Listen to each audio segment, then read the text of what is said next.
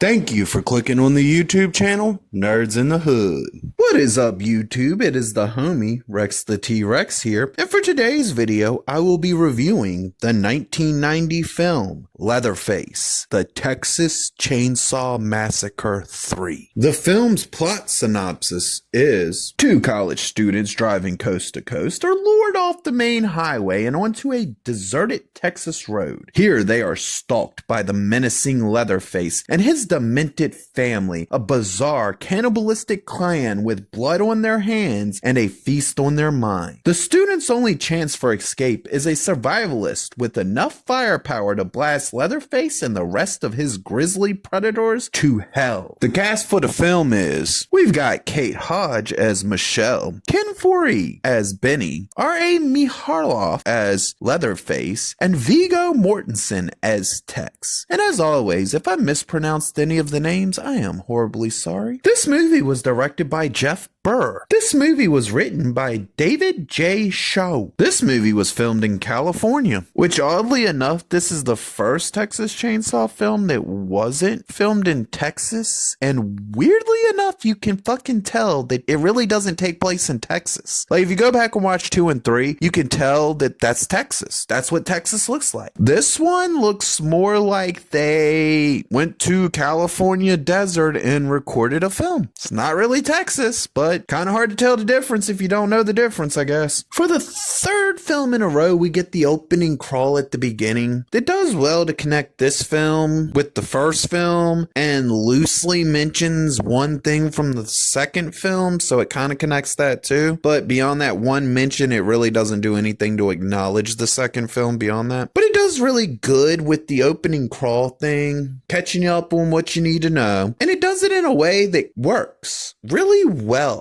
And the only other film series I've ever seen do this well was literally Star Wars. That's George Lucas Star Wars, not Disney Star Wars. George Lucas Star Wars good, Disney Star Wars sucks. Now, like I said, in the opening crawl, they do mention one thing that could be considered a reference to the second film, but beyond that one minute mention, at no point does this movie ever reference the second film at all. Like, you get a callback moment to the first film, but that's it. It never even really tries to acknowledge that the second film happened. And even when the opening crawl, it doesn't really specify how the thing that could be the reference to previous film happened. So technically, that doesn't necessarily mean that the second film is part of this, because technically the thing could have happened and not ever been part of that film. It could have happened in between the two films. It's really fucking weird with this movie, because I'm not sure if it's trying to completely ignore the second one or if it's actually a continuing story. They start to feel kind of like each movie's its own story after the first one. And realistically, after the second one, the family for the most part completely changes. So it makes it hard to understand how these connect together. So I'm gonna tell it to you like this. The first two, I would consider them that they go together. That's one cohesive story. That's from the first one through the second one. This one takes place in the same universe, basically, but has no connection. And that's the way it feels for this film. This movie has a unique opening that does well at setting up the characters for the film and the story that you're going to be watching through the course of this film. This movie has some really great effects throughout the course of the entire film that still look phenomenally good today. This movie sets up a whole new cannibal family that's not the same family from the first two films, with the only returning character being Leatherface. But if you've seen my other two reviews, you will have noticed that Leatherface has changed actors in every single film so far. You don't get the same Leatherface twice. And that makes it to where sometimes you might get scary Leatherface, sometimes you might get a more comedical Leatherface. And yeah, it's really weird how these movies are set up, because I feel like if you just watch them as individual films, with the exception of the first two, you're better off to not try to connect them in any way, shape, or form, because realistically, they do not fit together. Like, there's no cohesive way to attach this one to the last film. This movie references something from the original film and redoes it in a new way with a little bit of new lines. But that's the weird thing about this film. While it does things like this to acknowledge that the first one exist, and that in the opening crawl even names the surviving girl from the first one to show that that happened. This movie kind of ignores the fuck out of the second film and doesn't bring up the final girl from that film or any of the events of that film or even make any types of references to that film in any way, shape, or form, really. The movie does have some really good entertaining acting in it that's good from the beginning of the film to the end of the film. It does really well to carry the story and keep you invested in what's going on while keeping you entertained at the same time. The soundtrack for this movie is pretty good, but it didn't really stand out in any way unique. It didn't go out of its way to do anything special. It's just basic good. It does the job it needs to do. It does it well enough, but that's it. This movie returns back to the horror tones that the second film seemed to have forgotten that it was supposed to have altogether. And with its return to full-on horror, we get some really good scary scenes with some really great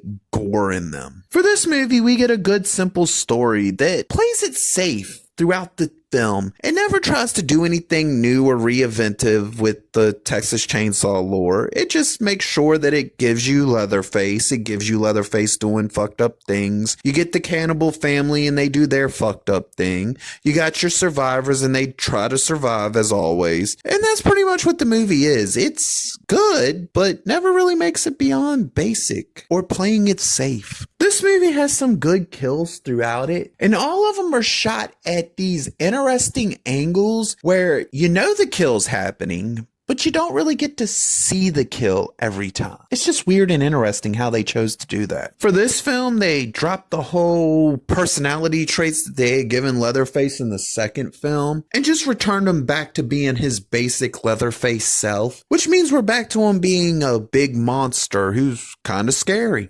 For this movie, the cannibal family seems to be normal. They don't really seem like cannibals or weird or like they would even be doing what they're doing in the film. They come off as like almost your basic family trying to survive, which, I mean, I guess that could be considered that the family from the previous two films was so fucking out there, bizarre and crazy that it makes this family seem normal. But I mean, that's what we get. We get a brand new family. The only returning character is Leatherface, and they all have this weird normal tone to them. I mean, Leatherface is still creepy. Set him to the side. The main family, the rest of the family, they just seem really normal and not too fucking weird or out there, which is saying a whole lot because that first family was fucking bizarre. And when you throw in Bill Moseley's Chop Top in the second film, you get an even more batshit crazy family. And then you get to this one and they're just normal cannibals, guys. That's what we get for this one, normal cannibals. The story for this film really does feel like it's off in its own little box separate from the previous two films. And even the opening crawl doesn't really help to connect this film to those films in any way, shape, or form outside of the first one. So yeah, this is one of the movies that you'll start to realize with the Texas Chainsaw Massacre films, they're kind of in their own little bubble every time they tell a new story. And it might be a sequel to one specific film, or it just might be some fucking floating ass Leatherface story that just happens to happen. There's not a lot of consistency for this franchise, so I'm not surprised that it kind of fell off of a fucking cliff and you don't really hear a whole lot about it anymore. But yeah, the only consistent thing, like I said, Leatherface, he's in every fucking film. The family is interchangeable every fucking film. So yeah, there's no consistency between the movies at all. We had some good effects for this film that still look really good. This movie has a couple tense ass moments in it that are good, but they never do anything to really stand out too much or be like something special. They're just there. They do their little job for the little scene that they're in, and then you move on with your movie type of thing. This movie has a good third act that has a little bit of action in it, but it does well to wrap up the story and a very good conclusion that you should be pretty happy with. This is a good, entertaining entry into the Texas Chainsaw franchise that is, like all the others so far, pure entertainment for the sake of allowing you to escape reality for its runtime and not have to worry about shit as you're being entertained. For this movie, we get a good horror film that plays it safe from beginning to end. end. And while it is enjoyable and entertaining, there's nothing in this movie that ever really truly stands out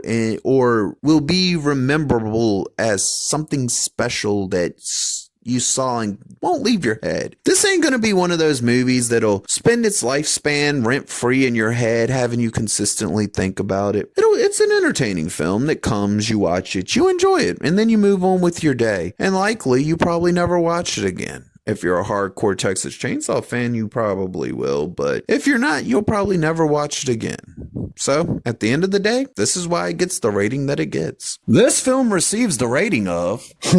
At least I'm not bored. If you liked the video, please click the thumbs up. If you disagree or agree with me, please leave a comment. And if you really want to see more of me, please hit that subscribe button.